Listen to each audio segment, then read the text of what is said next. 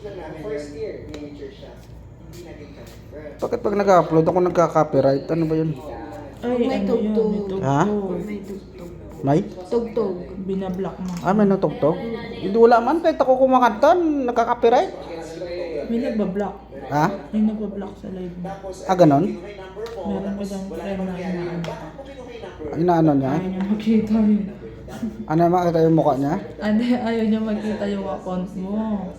Yung pagla-live mo. Hindi, nagka-copyright yung ano ba pag na-upload yung video, di ba yung nag-upload siya? Minsan nagka-copyright, bakit ganun? Sa kanta yun ang alam ko. Pag may kanta. Ha? Pag may kanta po. May kanta? Hindi, example ako kumanta ko ng ano, bawal na gamot, nagka-copyright? Bakit ganun?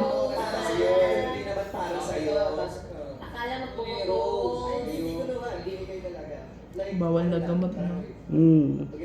Bawal na ba yung Jessica?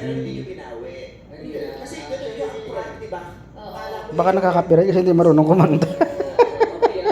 Sabi huwag ka na kumanta. Oo. O, nahimik ka na dyan sa gilid. Baka inaano nila, no? Example, parang may mga nasama dun sa video, baka inaano nila, no? Ganun ba yun? Ano sa'yo, may gano'n?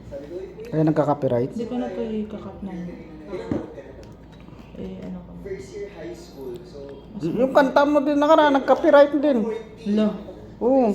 dinalik mo. Bakit ganun?